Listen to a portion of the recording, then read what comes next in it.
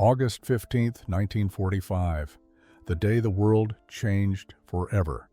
Across the Pacific, Emperor Hirohito's voice crackled through radio speakers, announcing Japan's surrender to Allied forces. In cities from Tokyo to Nagasaki, millions of Japanese citizens heard their divine emperor speak for the first time, his words shattering everything they believed about their nation's invincibility.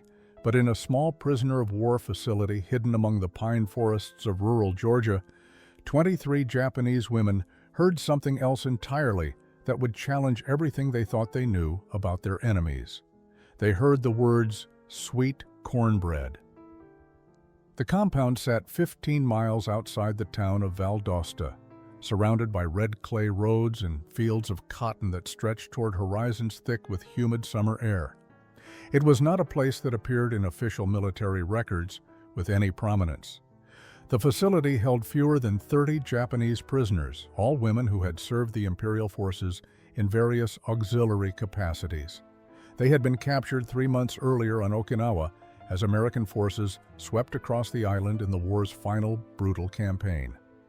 Now they sat in a wooden mess hall, their faces reflecting the shock of surrender, trying to comprehend what their emperor's words meant for their futures. Yoshiko Sato pressed her palms flat against the rough wooden table, feeling the grain beneath her fingertips as if the physical sensation might anchor her to some sense of reality. At 23, she had served as a communication specialist, believing absolutely in the righteousness of Japan's cause and the inevitability of victory. The emperor's announcement had shattered that belief in seconds. Around her, the other women sat in various states of shock. Kazuko Ito, just 21, stared at nothing, with tears streaming silently down her face. Teruko Kobayashi, the oldest at 26, maintained rigid composure, but her hands trembled slightly. Midori Hayashi, barely 19, had buried her face in her arms.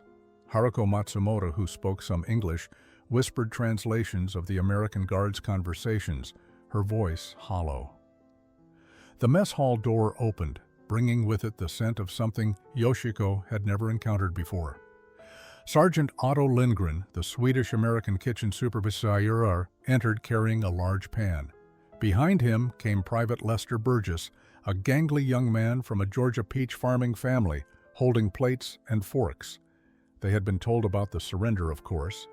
The entire camp had heard the news. Yet here they were, bringing food to women who had just learned their nation had been defeated, their divine emperor humbled, their world destroyed. Captain Mildred Thornton followed them in, her officer's uniform crisp despite the oppressive August heat. She surveyed the grieving women with an expression that Yoshiko could not quite read. Not triumph, not hatred, something else entirely, something that looked almost like compassion. Sergeant Lindgren set the pan on the serving table, and Private Burgess began placing portions on plates. The golden squares steamed slightly, releasing a sweet aroma that seemed impossible in a world that had just ended. Yoshiko watched through her shock as Private Burgess approached their table. His young face showed uncertainty and something that might have been kindness. 3 months earlier, on May 20th, 1945, Yoshiko Sato had watched the sun rise over Okinawa for what she believed might be the last time. The island had become a nightmare of artillery fire, screaming rockets, and the constant thunder of American naval bombardment. She crouched in a concrete bunker that smelled of damp earth and fear, her radio equipment silent now that the power lines had been destroyed. Around her, 12 other women from the Auxiliary Corps huddled together, their uniforms torn and stained, their faces gray with exhaustion and terror. They had been cut off from the main Japanese forces for 3 days, surviving on nothing but rainwater and a handful of rice. When the American Marines finally breached their position, Yoshiko had expected immediate execution. She had been taught that Americans were savages who showed no mercy, particularly to women who had served the emperor. The propaganda films she had watched in training showed American soldiers as brutal monsters who delighted in cruelty. She had prepared herself for the worst, had even considered the small cyanide capsule she carried in her pocket, the final escape that honorable Japanese service personnel were expected to take rather than face capture. But when the young Marine who found them lowered his rifle and called for a medic instead of opening fire, Yoshiko felt the first crack in everything she believed. The journey from Okinawa to Georgia took nearly 6 weeks, moving through processing centers and transport ships that carried them farther and farther from everything they had ever known. At each stop, Yoshiko expected the cruelty to begin, but it never came. Instead, they received medical care for their wounds and infections, food that was plain but adequate, and treatment that was firm but not brutal. The cognitive dissonance was almost more painful than physical abuse would have been. How could the demons from propaganda films be the same people who ensured they had blankets on the cold transport ship? They arrived at the Georgia facility on a sweltering afternoon in late June. The compound consisted of several wooden barracks surrounded by a wire fence nestled in a forest of tall pines that Yoshiko had never seen before. The trees were so different from the carefully cultivated landscapes of Japan, wild and sprawling in their abundance. Captain Mildred Thornton met them at the gate. A woman in her mid-30s with sharp eyes and an air of competent authority. She addressed them through Haruko, who had studied English before the war and could translate haltingly. "You will be treated in accordance with the Geneva Convention," Captain Thornton said, her voice carrying across the assembled prisoners. "You will work, you will follow rules, but you will not be mistreated. This is an American facility, and we have standards of conduct." Yoshiko heard the words but could not quite believe them. Standards of conduct toward enemies? It seemed impossible. Sergeant Otto Lindgren stood near the captain, a broad-shouldered man with kind eyes who nodded as she spoke. Beside him, Private Lester Burgess, who could not have been older than 20, shifted his weight nervously. The first 2 weeks passed in a haze of adjustment and confusion. The Japanese women were assigned to Barracks C, a simple wooden structure with rows of cots, clean sheets, and actual mattresses rather than the bare wooden platforms Yoshiko had expected. Each morning at 6 o'clock, they assembled for roll call, then moved to various work assignments around the compound. Yoshiko found herself assigned to the administrative office, sorting files and organizing paperwork under the supervision of Corporal Booker Washington Hayes, an African-American soldier from Atlanta whose patient demeanor gradually eased her initial terror. The work was mundane, almost absurdly normal given the circumstances. Yoshiko alphabetized documents, maintained inventory lists, and slowly began to understand that American military bureaucracy required mountains of paperwork for even the smallest tasks. Corporal Hayes spoke to her with careful respect, never raising his voice, always saying please and thank you in ways that seemed excessive for a captor addressing a prisoner. When she made mistakes in her understanding of the filing system, he corrected her gently, showing her the proper method rather than punishing her errors. This confused Yoshiko more than cruelty would have.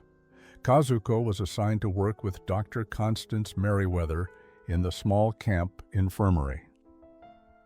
The young woman had trained as a medical assistant in Sendai and possessed skills that Dr. Merriweather quickly recognized as valuable. On the third day, when one of the American soldiers suffered a severe cut during maintenance work, Kazuko assisted with the suturing without being asked, her hands steady and competent. Dr. Merriweather watched her work with growing respect, later telling Captain Thornton that the Japanese girl had skills equal to many American nurses she had worked with.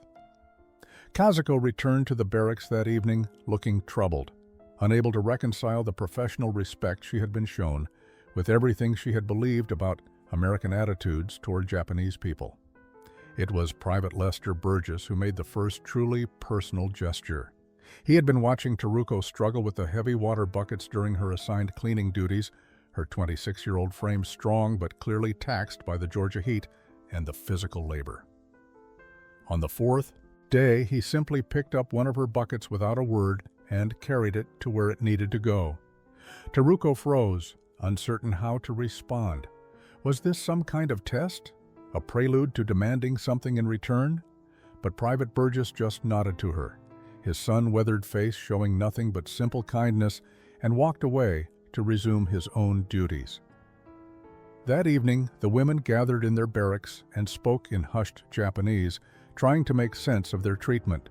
Midori, the youngest at 19, insisted that it must be a trick, that the Americans were simply waiting for them to let down their guard before revealing their true nature. But Haruko, who had been observing everything with her interpreter's attention to detail, voiced what others were beginning to suspect.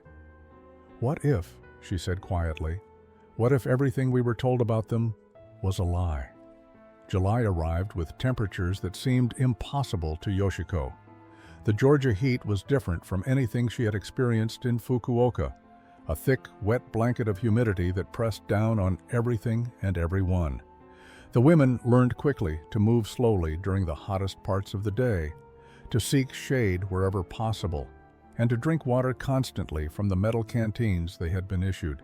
But even the oppressive weather became another opportunity for small gestures that continued to erode their certainty about their captors. Private Burgess appeared one afternoon with a wooden crate filled with glass jars of amber liquid. "Sweet tea," he explained through Haruko's translation, made the way his mother had taught him back on the family's peach farm. He had added extra sugar and let it chill in the icebox overnight. He offered the jars to the women during their afternoon break, condensation beating on the glass in the summer heat. Yoshiko accepted one hesitantly, unsure if this was permitted, if there would be consequences. The first sip was a revelation. Cold sweetness that seemed to cut through the oppressive heat, tasting of tea but also of something floral and bright. She had never experienced anything quite like it. Around her, the other women reacted similarly. Midori's eyes widened in surprise. Kazuko drank deeply, then looked at the jar as if it might contain magic. Even Taruko, who maintained the strictest emotional control, allowed herself a small sound of appreciation. Private Burgess watched their reactions with obvious pleasure, his young face breaking into a genuine smile. He said something in English that Haruko translated. "My mama always said, sweet tea can make any day better. I reckon that's true, even for days like these." The following week, he brought peaches from his family's farm. Real peaches, fresh and ripe, their fuzzy skin warm from sitting in the July sun. He showed them how to eat the fruit American style, biting directly into it and letting the juice run down their chins without concern for propriety. For women who had been raised with Japanese ideas about proper eating etiquette, this casual relationship with food was almost scandalous. But the taste of the peaches, sweet and sun-warmed, made such concerns seem distant and unimportant. Dr. Merriweather noticed that several of the women were suffering from heat exhaustion and instituted mandatory rest periods during the hottest afternoon hours. She personally ensured that each woman received adequate salt tablets and water, checking on them individually rather than simply issuing orders through subordinates. When Yoshiko developed a painful heat rash across her shoulders, Dr. Merriweather applied cooling ointment with her own hands, speaking gently in English that Yoshiko could not fully understand but whose tone conveyed unmistakable care. These accumulating kindnesses created a problem that Yoshiko struggled to articulate even to herself. Each gesture of humanity from their captors made it harder to maintain the hatred she had been taught to feel. Each act of generosity forced her to question everything she thought she knew about Americans, about the war, about the propaganda that had shaped her understanding of the world. By early August, Sergeant Otto Lindgren had become an unexpected focal point in the women's gradual transformation. The Swedish-American cook ran his kitchen with the precision of a military operation, but also with a generosity that seemed to flow from some deep well of human decency. He had noticed how the Japanese women ate their meals with a kind of desperate efficiency, as if food might be taken away at any moment, and it troubled him in ways he could not quite articulate to Captain Thornton. The women had grown accustomed to wartime rations in Japan, where rice was increasingly scarce and meals consisted of watery soup, pickled vegetables, and whatever protein could be scrounged from an increasingly depleted food supply. During their service on Okinawa, conditions had been even worse. Yoshiko could remember days when their entire ration consisted of a handful of rice mixed with tree bark to stretch the supply. She had watched women around her grow gaunt and weak, their bodies consuming themselves. So when Sergeant Lindgren began serving portions that seemed impossibly large, accompanied by butter, fresh bread, and sometimes even meat, the psychological impact was profound. One evening in early August, Sergeant Lindgren prepared what he called a simple supper: fried chicken, mashed potatoes with butter, green beans cooked with bacon, and fresh baked rolls. For the American Guards, this was ordinary fare, perhaps even humble. For the Japanese women, it was abundance beyond comprehension. Yoshiko stared at her plate, unable to process the reality of so much food presented at once. The chicken alone represented more meat than she had eaten in the previous 6 months combined. Haruko, sitting beside her, whispered in Japanese, "How can this be real? How can they have so much that they give it even to prisoners?" It was a question none of them could answer. The propaganda they had been fed about America portrayed a nation on the brink of starvation, desperate and depleted by years of war. Yet here was evidence of abundance so vast that even enemy captives received portions that would have fed an entire Japanese family. Teruko ate slowly, methodically, her trained composure cracking slightly as she tasted the butter melting into the hot mashed potatoes. She had grown up in Kobe in a merchant family that had been relatively prosperous before the war, but even she had never experienced food prepared with such casual extravagance. The butter alone would have been a luxury item in Japan, carefully rationed and saved for special occasions. Here it was simply part of an ordinary meal. Kazuko began to cry quietly as she ate, overwhelmed by the contrast between this abundance and the memories of her work in the medical wards on Okinawa, where wounded soldiers died not just from injuries, but from malnutrition and lack of basic supplies. Every bite she took represented resources that could have saved lives, medicine that could have been manufactured, hope that could have sustained the people she had tried to serve. The cognitive dissonance was becoming unbearable. August 15, 1945, began like any other day at the Georgia facility.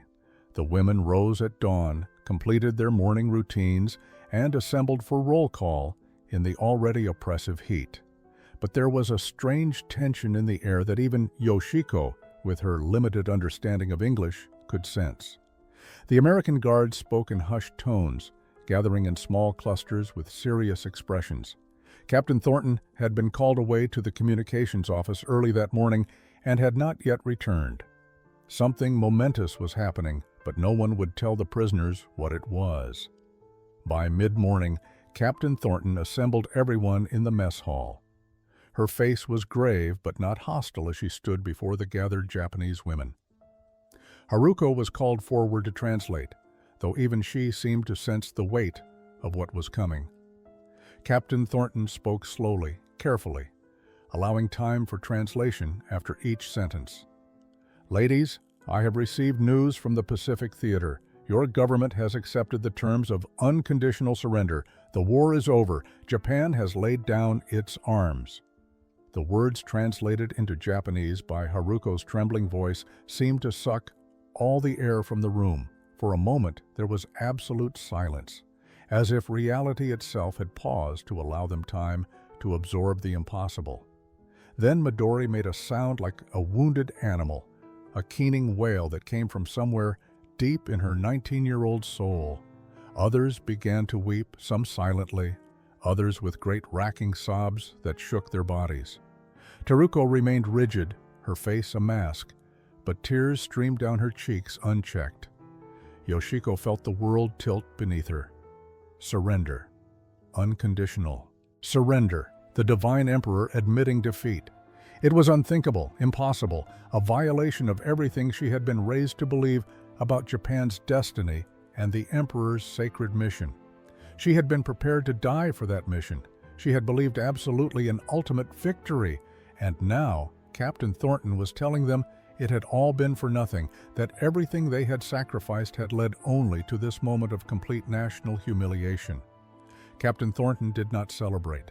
She did not gloat or show triumph. Instead, she remained standing before them with an expression that looked almost like sympathy. She spoke again, and Haruko translated through her tears. "I know this is difficult news. You will be given time to process this information. Your duties are suspended for the remainder of the day. We will provide what comfort we can." What happened next surprised everyone, perhaps most of all Captain Thornton herself. She nodded to Sergeant Lindgren, who had been standing near the kitchen entrance. Within minutes, he began bringing out food. Not the usual meal service, but comfort food. Things he had prepared as if anticipating this moment. Hot coffee, sweet pastries, bread with butter and honey. He moved among the grieving women, setting plates and cups before them with gentle efficiency, not speaking, simply offering what comfort food could provide. The day after the surrender announcement, Yoshiko woke feeling hollowed out, as if grief had scooped away everything inside her and left only a shell. Around her in the barracks, the other women stirred slowly, faces swollen from crying, movements mechanical. They had spent the previous evening in shocked silence, alternating between tears and a kind of numb disbelief. The world they had known was gone. The emperor they had revered as divine had spoken in a mortal voice to announce defeat. Everything they had believed about their purpose, their sacrifice, their very identity had crumbled to dust. Morning roll call was subdued. Captain Thornton kept it brief, her voice gentle as she released them to their usual duties. But Yoshiko could not imagine returning to filing paperwork as if nothing had changed. How could anything be ordinary ever again? She moved through the morning in a daze, barely aware of Corporal Hayes speaking to her, his words washing over her without meaning. At noon, the call came for the midday meal, and the women filed into the mess hall with the enthusiasm of mourners attending a funeral. Sergeant Lindgren stood at the serving table, and beside him was Private Burgess, holding a large pan that steamed slightly in the humid air. The smell that came from it was different from anything Yoshiko had encountered before, sweet and rich, with notes of grain and something almost cake-like. Sergeant Lindgren began placing golden squares on plates, and Private Burgess followed, adding a pat of butter to each piece. When Yoshiko reached the front of the line, Private Burgess looked at her with his kind, weathered face and said something in English that Haruko, standing nearby, translated softly. "My mama taught Sergeant Lindgren how to make this. It's called cornbread. Down here in Georgia, we eat it when times are hard. It helps." Yoshiko accepted the plate, staring at the golden square with its melting butter pooling on top. She carried it to her usual table and sat down, aware that the other women were receiving the same portions, the same careful attention from Private Burgess as he served each one. The mess hall was quieter than usual, filled with the weight of yesterday's news and the uncertainty of what came next. Yoshiko picked up her fork, cut a small piece of the cornbread, and brought it to her mouth. The taste was unlike anything she had ever experienced. It was sweet but not cloying, rich with butter and the flavor of corn that she recognized from simple Japanese dishes, yet transformed into something entirely American. The texture was soft and slightly crumbly, warm and comforting in a way that seemed to bypass her conscious mind and speak directly to something deeper. She took another bite, and then another, and suddenly tears were streaming down her face. Not tears of grief this time, but something more complex. September brought cooler temperatures and news that arrived in fragments pieced together from official military communications, Red Cross reports, and the occasional letter that made it through the chaos of post-war Japan. Captain Thornton established a small office where the women could inquire about their families, working with Dr. Merriweather and Father Edmund Cassidy, a Catholic chaplain who had begun visiting the facility regularly. Father Cassidy spoke no Japanese, but his gentle presence and obvious compassion transcended language barriers. He had connections with relief organizations working in occupied Japan and promised to help trace the women's families. Yoshiko had written her inquiry in careful English that Haruko had helped her refine, addressed to her parents in Fukuoka. She provided their last known address, her father's occupation as a postal clerk, her mother's maiden name, any detail that might help locate them in the rubble of defeated Japan. She submitted the letter to Captain Thornton with trembling hands, then waited. They all waited, checking daily with increasingly desperate hope for any news from the homeland they had served and lost. Kazuko's news came first, delivered by Dr. Merriweather on a gray afternoon in mid-September. The young woman had been organizing medical supplies when the doctor asked her to step into the private office. Yoshiko watched through the window as Dr. Merriweather spoke, as Haruko translated, as Kazuko's face transformed from hope to horror to a kind of blank emptiness. When she emerged 15 minutes later, her eyes were dry but devastated. Sendai, where her entire family had lived, had been firebombed in March. The wooden houses in her neighborhood had burned to ash. There was no record of her parents, her younger brother, her grandmother. They were simply gone, erased as thoroughly as if they had never existed. That evening, Kazuko sat on her cot, staring at nothing, while the other women gathered around her in helpless sympathy. What could anyone say in the face of such loss? Taruko, always the most composed, sat beside her and simply held her hand.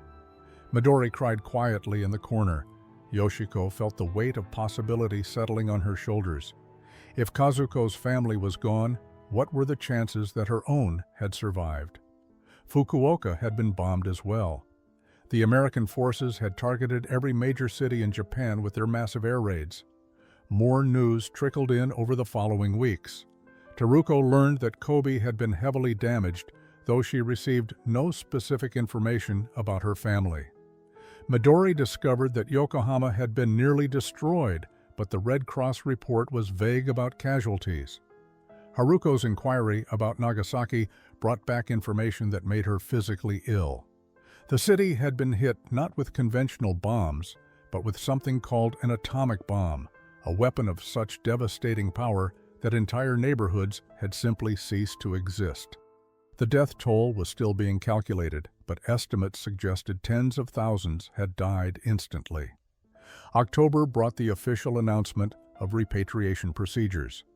Captain Thornton called another assembly in the mess hall, but this time the atmosphere was different from that terrible day in August when she had announced the surrender. The women had spent 2 months absorbing the reality of their situation, processing the news from Japan, and confronting the devastating possibility that they might have nothing and no one to return to. Now they faced a choice that would define the rest of their lives. Captain Thornton stood before them with documents from the War Department. Her voice carried the weight of someone who understood the gravity of what she was about to say. Ladies, arrangements are being made for your repatriation to Japan. Transport ships will be available beginning in December. You will be processed through occupation authorities and released to return to your homes, or what remains of them. She paused, looking at each woman in turn.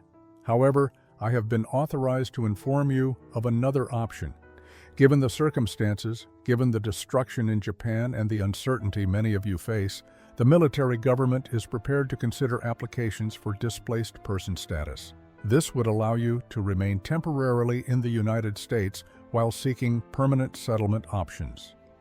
The words hung in the air like an impossible gift. Haruko translated carefully, making sure every woman understood both the offer and its implications. Remain in America. Stay with the people who had been their enemies but had shown them more kindness than they had ever expected. Build lives in a country that had defeated theirs but had fed them cornbread when they grieved. Yoshiko felt her heart hammering in her chest. To stay would mean admitting that she had no home to return to, that the Japan she had served no longer existed in any meaningful way. It would mean choosing the comfort and abundance she had found in this Georgia prison camp over loyalty to a homeland that had lied to her about everything. But to return meant facing devastation, facing a society that would see her as a failure for having been captured, facing the possibility of starvation and homelessness in a country that existed now only as an occupied shadow of its former self. That evening, the women gathered in their barracks for the most important conversation of their lives. Taruko spoke first, her voice steady despite the trembling of her hands. "I have no word about my family in Kobe. I do not know if my parents survived, if my brother lives, but I know what awaits me if I return. Shame for having been captured. Suspicion for having spent months with Americans. Poverty in a destroyed city. What kind of life is that?" Kazuko, whose entire family was confirmed dead, spoke next with a quiet intensity. "I have nothing to return to. Sendai is ashes. My family is gone. The Japan I knew does not exist anymore. Here, Dr. Merriweather has offered to help me continue my medical training. Here, I can become someone who helps people instead of someone who simply survived." 20 years later, on a perfect autumn day in 1965, Yoshiko Sato Burgess stood on the porch of a sprawling peach farm in rural Georgia, watching cars arrive down the long dirt driveway. Her husband Lester had spent the previous week preparing for this gathering, ensuring that everything was perfect for the women who had become her sisters through shared history and transformation. The farm had prospered in the 2 decades since the war, expanding from his family's original modest acreage to become one of the region's most successful operations. But today was not about peaches or prosperity. Today was about remembering where they had all come from. Kazuko arrived first. Now Dr. Kazuko Ito, stepping out of her car with the confident bearing of a woman who had become head of nursing at Atlanta's largest hospital. She embraced Yoshiko with the warmth of someone who had shared the deepest moments of despair and hope. Behind her came Taruko, who had married a veteran and opened a successful import business that brought Japanese goods to curious American consumers. Midori, the youngest of their group, had become a teacher, helping immigrant children navigate American schools while maintaining pride in their heritage. Haruko had remained single, dedicating her life to translation work that helped bridge the gap between Japanese and American communities in the post-war years. They gathered in the large dining room that Lester had added to the farmhouse 5 years earlier, a space designed specifically for moments like this. The table stretched long enough to accommodate not just the 5 original women, but also their children, their American friends, and the people who had helped them build new lives in this strange country that had become home. Mrs. Opal Fitzpatrick was there, now elderly but still sharp, her Baptist women's group having sponsored 3 of the women during their first difficult years. Father Edmund Cassidy had traveled from his new parish in Savannah, his hair now white, but his kind eyes unchanged. Captain Mildred Thornton, long retired from military service, sat at the head of the table with the quiet satisfaction of someone who had made choices she never regretted. She had fought military bureaucracy to help these women stay, had vouched for their character, had put her own reputation on the line to give them a chance at redemption. Seeing them now, successful and integrated and happy, vindicated every risk she had taken. But the centerpiece of the table was a large pan of golden cornbread, prepared by Yoshiko, using the recipe that Lester's mother had taught Sergeant Otto Lindgren 20 years earlier. Steam rose from it as she cut the first piece, butter melting into the warm bread. She served Captain Thornton first, a gesture of respect that brought tears to the older woman's eyes. Then she served each of her sisters, these women who had tasted this simple food on the worst day of their lives and found in it the first hint that they might survive their grief.